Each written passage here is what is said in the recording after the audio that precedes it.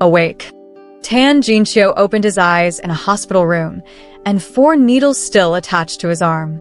Sitting beside him was a familiar face, Hu Yuan.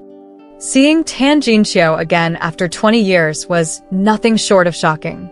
But the tumultuous emotions had already subsided during the wait for him to wake.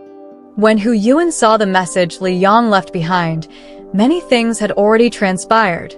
Irreversible things. He could only rush to Li Yang's home and take Tan Jinxiu to the hospital. "Do you know what condition your body is in?" Hu Yuan asked gravely. The fact that Tan Jinxiu was still alive was a miracle in itself. His body was deteriorating, with multiple organ failures evident. Li Yang's concerns before his departure were well-founded. He must have realized this, or he wouldn't have reached out to Hu Yuan. Li Yang and Hu Yuan had worked together for almost 20 years. At this point, the only person Li Yang could entrust Tan Jinxiu to was Hu Yuan. "Where is Li Yang?" Tan Jinxiu asked, struggling to sit up. His first question was about Li Yang. Hu Yuan remained silent, moving to the window. Feeling stifled, he instinctively reached for a cigarette but put it back upon remembering he was in a hospital. "When I saw the message Yangzi left me, it was already morning. Yu Jinjin had been caught. Yangzi arrested her personally in Mingyang Mountain, but the operation wasn't approved." Li Yang didn't want to miss the only chance to apprehend Yu Jinjin immediately. It was 3 a.m., leaving no time to go through the proper procedures. In other words, Li Yang's actions this time were unsanctioned. Hu Yuan turned back to Tan Jinxiu, his expression conflicted. After apprehending Yu Jinjin, Yangzi called in to report to his superiors. During that call, something unexpected happened. The suspect, Yu Jinjin, seemed almost clairvoyant. While passing a certain road section, she appeared to anticipate the impending accident. Clairvoyant? Tan Jinxiu's voice was frighteningly hoarse. Hu Yuan nodded. We listened to the call recording. At that moment, we heard Yu Jinjin's voice counting down. 3, 2, 1. After the countdown, the call abruptly ended. Later, they led a team up the mountain. Based on evidence left at the scene and the truck driver's testimony, they determined that Li Yang had been hit by an exhausted truck driver while transporting the suspect downhill. By the time the truck driver came to his senses, the accident had already occurred. Li Yang's vehicle was rammed off the road, breaking through the mountain guardrail and plunging down. The truck, when found, had half its cab precariously hanging off the mountainside. They located Li Yang's car at the bottom of the steep slope where it had caught fire. Li Yang perished in the blaze. However, the suspect, Yu Jinjin, was nowhere to be found. At the same time, Li Yang's service firearm was also missing from the scene. The day after this incident, Professor Tan Jinxiu of Hai University's Criminal Psychology Department went missing. Before disappearing, he made calls to Xiao Hu and Xiao Zhang, Yangzi's 2 protégés. Following the clues given by Professor Tan, we rescued a 2-month-old baby on the Ferris wheel in Jinshan Lake Park across from Yangzi's house. For now, the police have been unable to contact Professor Tan. But at Yangzi's residence, bloodstains were discovered, indicating that Professor Tan encountered an attack before vanishing. Security footage revealed a suspect's figure, likely Yu Jinjin. The police have issued a warrant for her arrest. Hu Yuan's gaze locked on Tan Jinxiu. "Xiao Tan, you should know what's going on, right?" Tan Jinxiu didn't respond. His face was ashen, devoid of any color. Seeing his silence, Hu Yuan sighed. Yangzi entrusted me with 2 tasks before his accident. The first was to take Tan Jinxiu to the hospital. The second, Hu Yuan hesitated, his expression complex as he looked at Tan Jinxiu, was about Feng Luhai. "We'll continue investigating that case. I'll handle it personally. The clues Yangzi provided are invaluable." And Hu Yuan was well aware that some things had gone beyond the bounds of normalcy. For days, he debated whether to report them and how to do so. Li Yang was gone. The Yu Jinjin case and the Luhai Group case were already enough to overwhelm the city bureau. At that moment, Hu Yuan's phone buzzed with an incoming message, breaking his train of thought. He sighed, dropping the previous topic. "Get some rest." I'll head back to the station for a meeting and check on you later. As for your health, just stay in the hospital. I'll handle the rest." Leaving the hospital, Hu Yuan immediately returned to the bureau. He assumed that, given Tan Jinqiu's current condition, he wouldn't be going anywhere. What he didn't anticipate was that, after finishing his meeting and turning his phone back on, there were over a dozen missed calls, all from the hospital. Tan Jinqiu was gone. By the time Hu Yuan rushed back, Tan Jinqiu's hospital bed was empty. The 4-line had been yanked out and left discarded on the side. On October 31st, 2018, police entered the Lu Hai Group headquarters with an arrest warrant. Fong Luhai had just finished a shareholders meeting when the police apprehended him on the spot. "Fong Luhai, we suspect your involvement in an illegal demolition and a violent murder case from 1998 in Haishur.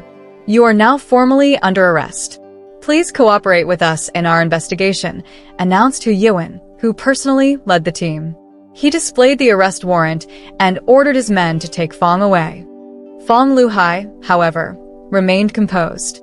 He understood that Hu Yuan couldn't use cases involving Gu Ping'an and Li Lai, who both died in 1996, as they had surpassed the statute of limitations.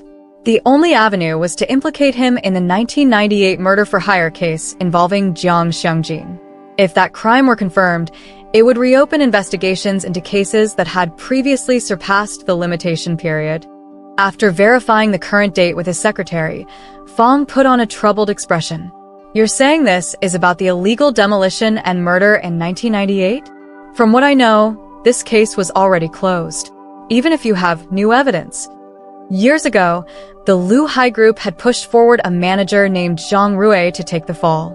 Zhang confessed and was executed, leaving no room for further investigation. 20 years later, Fong was confident that the police had no new evidence. He questioned the legality of their arrest procedure. Hu Yuan laughed coldly. He knew what the old fox was thinking. Zhang Rui had taken all the blame and been executed. As for other individuals involved, Jiang Xiangjin, a key witness, had been silenced in late August 1998. 3 others who knew the truth had committed suicide, in custody by September of the same year. Even if evidence existed that they were coerced by Fong Luhai, the statute of limitations expired just last month. "You're right. I wasn't clear enough." Hu Yuan unfolded the arrest warrant again. Zhang Rui was arrested in September 1998. The process of trial, appeal, and Supreme Court death sentence approval took half a year. This meant Zhang Rui wasn't executed until early 1999. I recall that during the first trial, Zhang Rui insisted on appealing. It wasn't until the second trial that he suddenly confessed. "Fong, you must remember why something significant happened in late 1998. Zhang Rui's mistress was killed." For the first time, Fong's confident demeanor faltered. Back then, when Zhang Rui was coerced to take the fall, he had initially resisted, fearing death. This displeased Fong, who decided to have his wife threatened and use their child as leverage. The person killed at Zhang's home that day was actually his mistress. Zhang's wife, believing the mistress's unborn child to be her husband's, had taken her in, unintentionally sparing her own life. Terrified, she fled abroad with their child soon afterward. Zhang confessed in exchange for his wife and child's safety and a comfortable life abroad. Hu Yuan sneered. "But Zhang Rui wasn't stupid. He kept evidence of your crimes, Fong. Proof that you ordered his wife's murder." Zhang Rui, once one of Fong's trusted aides, had been privy to many of his dealings. To protect himself, Zhang bribed the cleaner responsible for Fong's office to regularly replace and update hidden recording devices and tapes. "We wouldn't be here without solid evidence, Fong. Let's go," Hu Yuan said, ignoring Fong's ashen expression as officers escorted him away. Tan Jinqiu watched from the rooftop of a neighboring complex, standing near a pigeon coop where the birds fluttered their wings, scattering dust. Through binoculars, he observed Fong Luhai being led out of the Lu Hai Group building by police. Without expression, he put the binoculars away and left. Stopping at a convenience store, Tan pulled the hood of his sweatshirt lower, fished a crumpled 10 yuan note from his pocket, and bought a bottle of water. The change was handed back to him in coins. Exiting the store, he boarded a bus, depositing the coins in the fare box. The bus's final stop was a cemetery on the outskirts of town. The photograph on Li Yang's gravestone was somber, even intimidating. Tan remembered how officers Xiao Hu and Xiao Zhang had mentioned that Li didn't enjoy taking photos. This one had been difficult to find. In the picture, Li Yang's wheat-colored skin and stern expression were accentuated by sharp eyes and a scar across one brow. His furrowed brows gave the impression he was interrogating everyone who stood before him. The gravestone beside his belonged to his brother, Li Lai. In death, the two brothers were finally side by side. In both photos, they wore police uniforms. Though the brothers bore a resemblance, Li Yang had died at 42, while Li Lai had been killed in the line of duty in his early 30s. His photo, older and slightly faded, showed a younger, more hopeful face. Li Lai had died investigating Gu Ping'an's murder. Before his death, Li Yang had given Tan Jinxiu one final gift, bringing Gu's killer to justice. "Thanks," Tan murmured after a long silence, his tone indifferent. The stern gaze in the photograph seemed to soften, as if responding with a wry chuckle. Leaving the cemetery, Tan visited the basement apartment where Yu Jinjin had once kept him confined. The area was an unrenovated urban village. He avoided the main entrance, instead climbing through the half-buried window he had used to escape. The severed bars still hung loosely in place, allowing him to slip inside. The room, dark and damp on this rainy day, smelled of mildew. Yu Jinjin was still on the run, injured in a car accident. She wouldn't risk seeking treatment at a legitimate hospital and had nowhere else to go. Tan thoroughly searched the room and confirmed she hadn't returned. Finally, amid a pile of discarded belongings, he found an old, yellowed business card. It bore the name Kong Ru, director of the Jigui Wellness Center, a facility with no medical credentials that accepted money for unlicensed treatments. Years ago, Yu Jinjin had sent Tan there for care. Tan's next stop was the abandoned site of the Jigui Wellness Center. Demolition work had started, likely due to redevelopment plans, and the facility had been hastily vacated. Amid the wreckage, discarded furniture, documents, and personal items lay scattered. Digging through the debris, Tan eventually unearthed a heavily damaged staff registry and promotional booklet. Kong Ru was a man in his 50s, bald, with a beer belly. After drinking heavily with some business associates, he stumbled slightly as he made his way home. The house was empty and pitch black. Reeking of alcohol, he leaned against the wall, groping for the light switch. When the light flickered on, he turned around and instantly sobered up by half. "You, who are you?" he asked. A person sat silently in the living room, on the couch. The stranger removed his hood and looked up at Kong Ru, his voice hoarse and deep, calm and emotionless. "Director Kong, hello." Kong Ru had switched careers years ago. Very few people still addressed him as Director Kong. Once a doctor at a public hospital, Kong Ru's life had taken a drastic turn when his drinking led to a medical malpractice case. The responsibility was heavy. He had served time and had his medical license revoked. Afterward, he opened a wellness center under the guise of healthcare, but his business often involved treating patients illegally. In simpler terms, he ran an unlicensed medical practice. Back when regulations were lax, people from all walks of life had come to him for help. Kong Ru had no qualms about making money off of them. Those who sought him out were already involved in shady dealings. Who would report him, after all? Kong Ru didn't recognize Tan Jinxiu, but he could tell the visitor wasn't here for good reasons. Cautiously, he stood facing him, probing. "Brother, is it that you're in some kind of trouble? Who sent you?" Tan Jinxiu pulled a photograph from his pocket and laid it flat on the table. "Do you recognize her?" The woman in the photo was middle-aged, with slightly dark skin. She didn't look too old, but her hair had started to turn gray. Her facial features weren't bad, though her skin was poor, and her eyes seemed vacant, weary. When Kong-ru saw the photo, his expression changed noticeably. He knew her, Yu Jinjin. She had several external injuries, but one of her ribs had nearly punctured her lung. He had performed surgery on her. Anyone who followed the news knew that Yu Jinjin was wanted by the authorities. Where is she? Tan Jinxio's gaze was cold and sharp.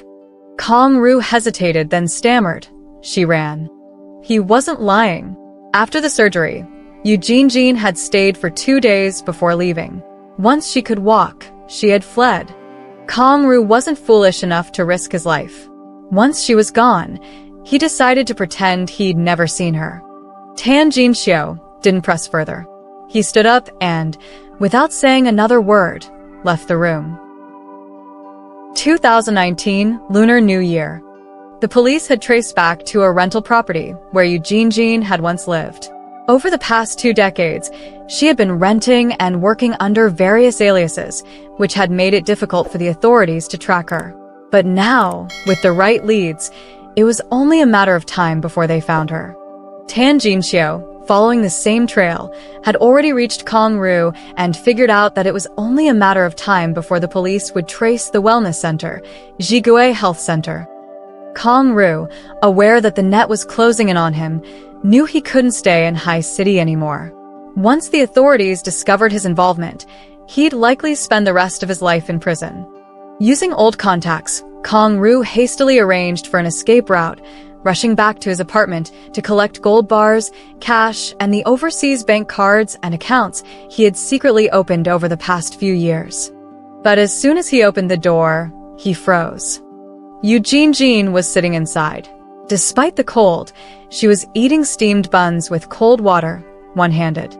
When she saw him, she gave him a cold, fleeting smile. "The authorities are closing in outside, so I thought I'd hide here for a while." Seeing Kong-ru's displeasure, Yu Jinjin set her cold water and steamed bun aside and gestured toward her arm, which was still in a steel plate and had screws. "The ribs are healing well. It's not hurting much anymore. You said last time that once the bones healed, I should come to you to remove the plate. We can do it today, and after that, we'll never have to meet again." Kong-ru hesitated but eventually nodded, leading her to the surgical room. As he prepared the anesthesia, Yu Jinjin spoke up without a flicker of emotion. "Local anesthesia." "Got it," Kong-ru responded cautiously. He knew better than to try anything under her watchful eyes. The procedure to remove the steel plate went smoothly. After a brief rest, Yu Jinjin stood up, and Kong-ru quickly followed behind, trying to escort her out. But suddenly she stopped. "Forgot something," she muttered, pointing to the jacket draped over the surgical table. Kong-ru stepped aside, letting her go to retrieve it. "Director Kong, after a day, I won't bother you again." Kong-ru absent-mindedly nodded. But as she reached the jacket, Yu Jinjin casually reached for the scalpel and in one swift motion, stabbed it towards his neck. She wasn't planning to let him go. Kong-ru, quick on his feet, managed to dodge the strike, and instead, the blade plunged into his shoulder. He screamed in agony and crawled, clutching his bleeding shoulder, begging her to spare him. "No can do. You know too much," Yu Jinjin muttered, shaking her head with regret. As she approached him, the door suddenly opened. Yu Jinjin's expression hardened immediately. With a swift motion, she reached inside her chest pocket, and when she saw the person in the doorway, she froze. Jin Xiaogu," she stammered. It was Tan Jinxio. Yu Jinjin was visibly surprised, and in that instant, Kong-ru seized the opportunity. Panicked, he scrambled to his feet, shouting for help as he stumbled towards the door. Her attention snapped back to him, but Tan Jinxio's cold, piercing gaze made her realize that escape was no longer an option. She let out a deep sigh of disappointment. "Jin Xiaogu, I killed that man in the raincoat to save you. I killed all those people from Niudao police station because of you." She didn't expect him to take responsibility, but it seemed as though she had no choice. "Wasn't it you who had me kill those people? Li Yang? Or that journalist, Qian Lingling? Or maybe Professor Tan?" The death of Qian Lingling, she thought, was an unfortunate accident. It wasn't until then that she truly realized the existence of time travel. The man in the raincoat was right. Only by making sure Professor Tan could travel back to 1998 would I have been saved. Yu Jinjin sounded like she was trying to explain herself, though a part of her seemed to regret it. Jin Xioge, I just wanted to survive. Is that so wrong? If you were in my place, wouldn't you do the same? She wasn't trying to kill Tan Xiao. She just needed to make sure they met in 1998, a 28-year-old Tan Xiao and a 17-year-old Yu Jinjin. As for Li Yang, this secret, besides you and me, Li Yang knows too. He knew you back in 1998. I didn't know at the time, but my gut told me he would stop you from traveling. She was pained by her choices, but she couldn't back out now. She had to kill the ones who got in her way, like Li Yang. In fact, she had been surprised when Li Yang found her in Mingyang Mountain, but deep down, she knew that even if Li Yang hadn't come for her, she would have found him. Everything is fate, Yu Jinjin emphasized. No one can change it. No one could change it? In the moment that Tan Jinxiu lost his focus, Yu Jinjin suddenly pulled out the gun, the one Li Yang had lost, aiming it directly at Tan Jinxiu. Her eyes were red with emotion. Don't force me, Jin Xioge. Don't make me do this. Tan Jinxiu let out a cold laugh. Not going to happen. Realizing he was about to grab the gun, Yu Jinjin panicked, and with a loud bang, the gunshot rang out. Her hand was forced down by Tan Jinxiu, and with a violent jerk, her wrist slammed into the corner of the table. The pain was intense, and her face turned pale as the gun fell to the floor. Blood quickly spread, mingling with the stench of gunpowder in the air. Tan Jinxiu had been shot, his stomach bleeding heavily. Yu Jinjin froze for a moment, but quickly regained her composure. She pushed past him, leaving the gun behind as she dashed for the door, driving Kong Ru's car through the clutter in a frantic escape. Tan Jinxiu, pale and clutching his stomach, scrambled onto his motorcycle and with determination followed her through the winding mountain roads, his speed dangerously high. Ahead of him, Yu Jinjin's car swerved recklessly, but as she made a sharp turn, the car collided with a roadblock, veering off course and slamming into a rock wall. The sound of the crash echoed, and trees snapped as the car burst into flames, smoke billowing into the air. Tan Jinxiu brought his motorcycle to a halt, panting heavily. His body felt cold, but he still made his way to the car, his face ashen. The car door was crushed, and Yu Jinjin lay slumped against the steering wheel, unconscious. The scent of gasoline was thick in the air, and the car was on the verge of exploding. Ruinin. Tan Jinxiu called out, desperately trying to pry open the twisted car door. He could kill her. He could let her die. But that wasn't Li Yang's wish. Li Yang's last request had been to see her brought to justice. Not death. Justice. 2019, January 13th, 3:15 a.m.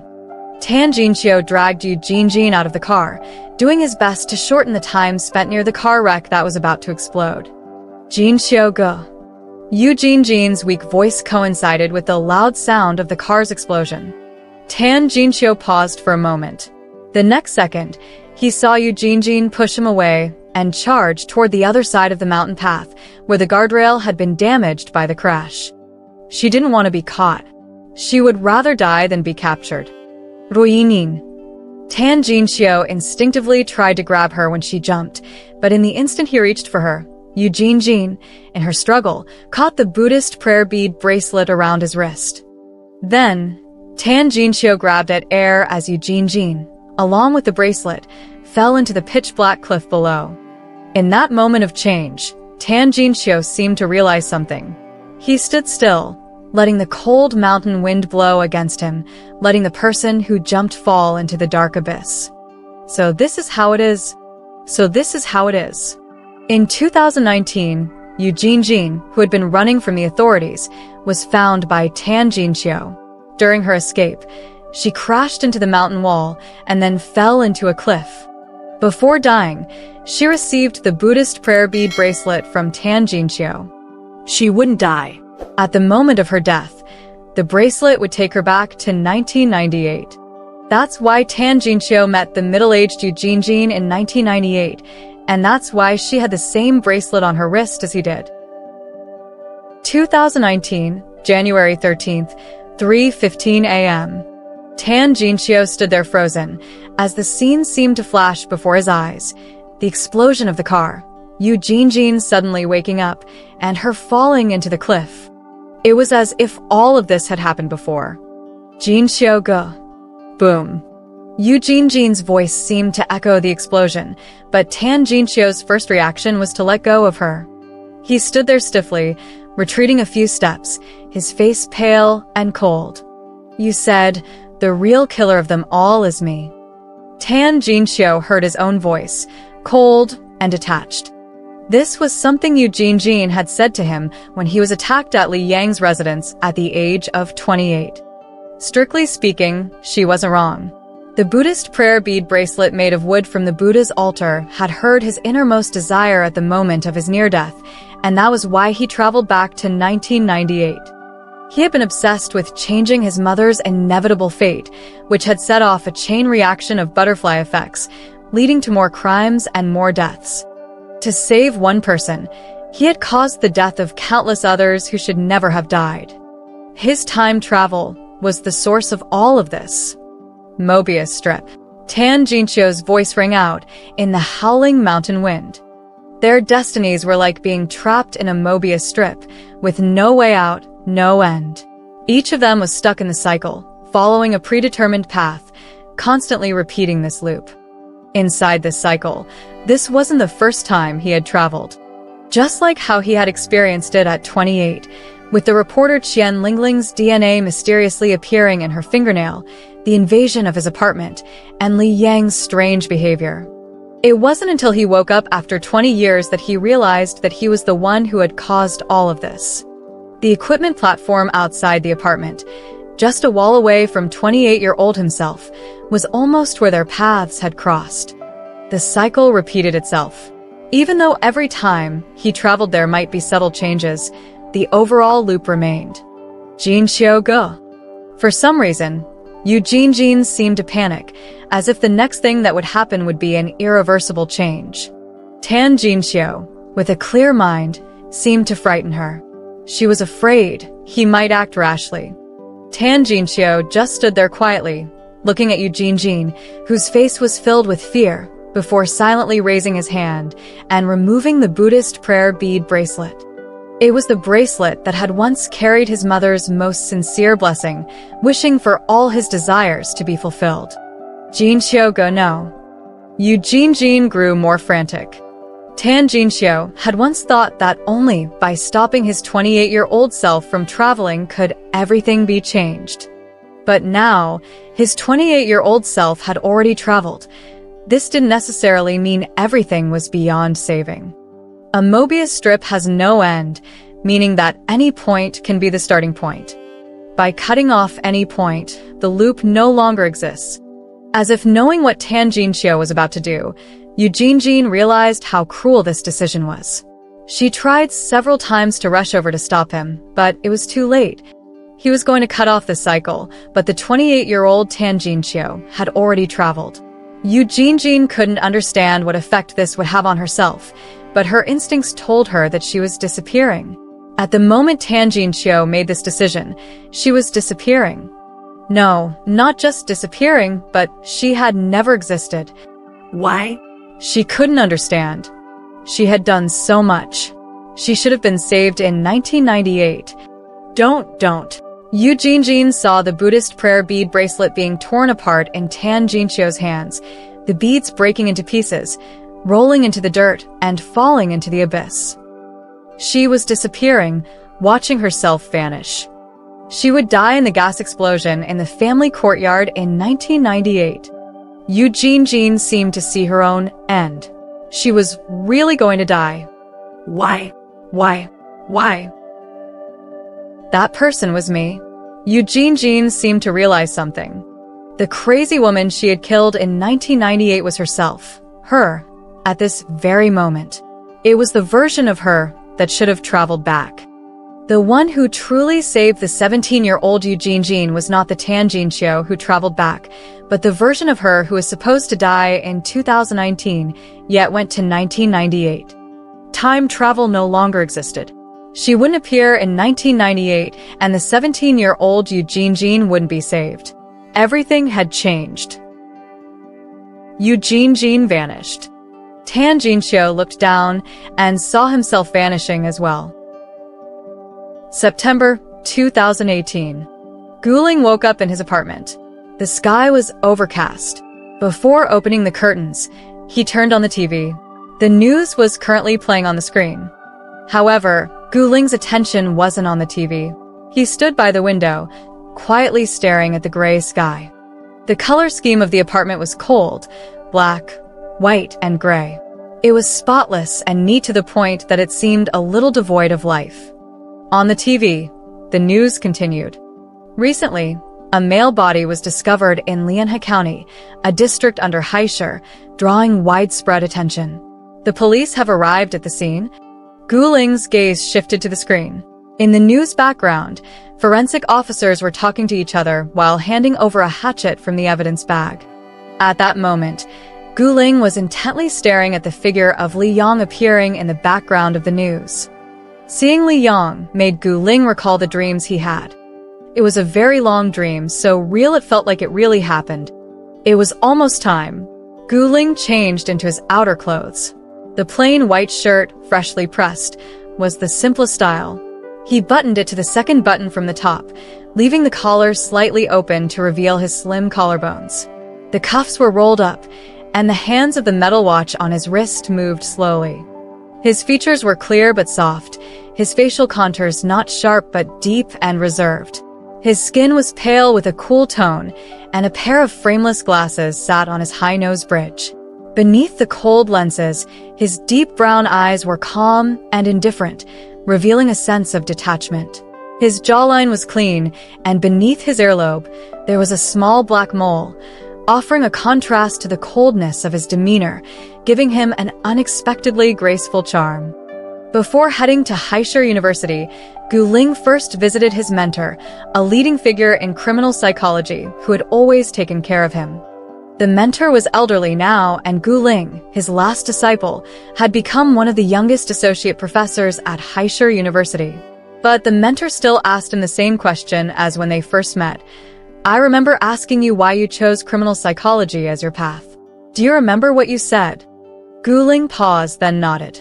"I remember." He said that some things he had never truly made up his mind about.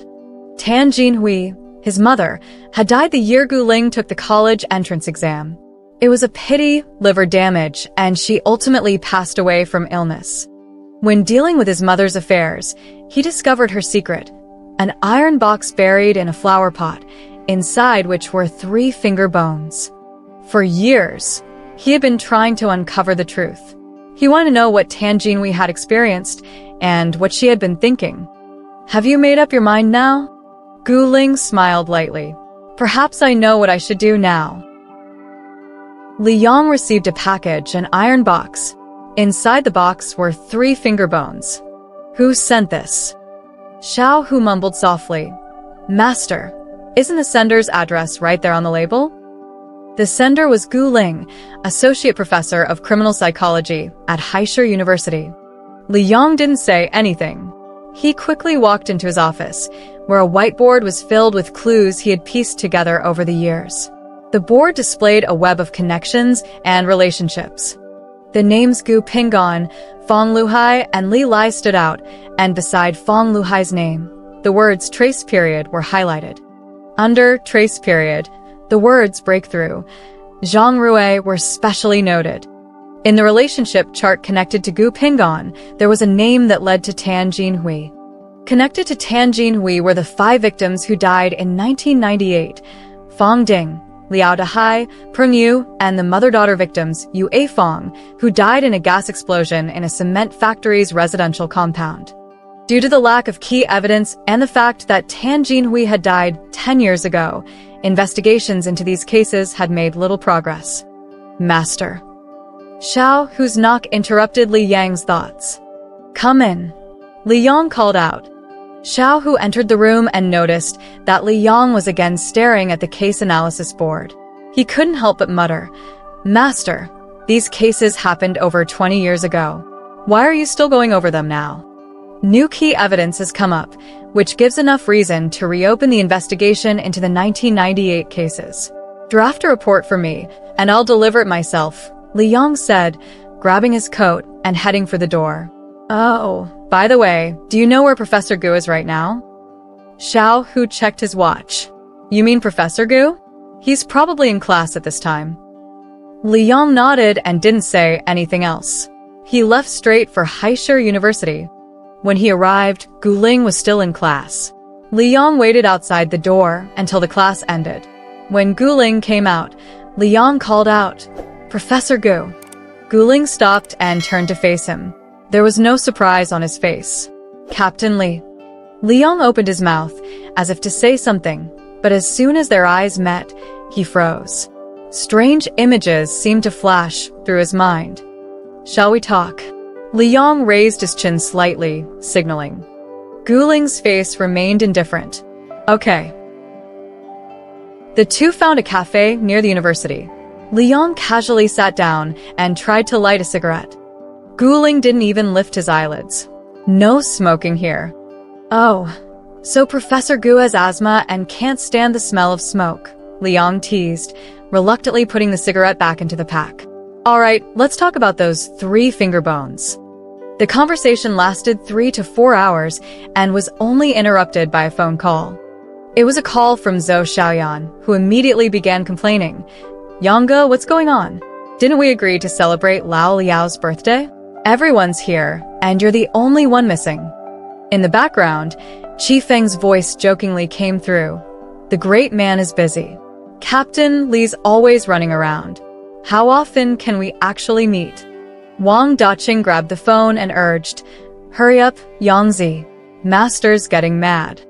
Sure enough, in the background, Lao Liao's voice could be heard cursing, "You brat, how many 75th birthdays do I get in my life? If you don't want to come, then don't." Li Yong sighed helplessly, apologized calmly, hung up, and then closed his case notes. His expression became a bit more serious as he stood up. "That's enough for today." Guling also stood up to see him off, but Li Yong waved him off. "No need to see me out." Guling didn't insist and simply stood there silently, watching Li Yang's back as he walked away. It wasn't until Li Yong had exited through the door that Guling's lips curled up slightly. Li Yong, 42 years old, was still alive and had a bright future ahead of him. That's good. By the time Li Yong reached the door, Xiao Hu was already there with the car, along with a large birthday cake. Today was Lao Liao's 75th birthday, and Hu Yuan would also be attending. "My dad's sure you'd be late today, so he sent me to pick you up," Xiao Hu shrugged. And he was right. Li Yong scoffed, but before getting into the car, something strange happened.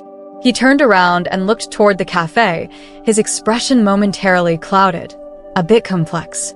"Tan Jinxiu." "Master, what did you say?" Xiao Hu didn't catch it. Li Yong snapped back to his senses, got into the car, and shut the door. "Nothing." Drive.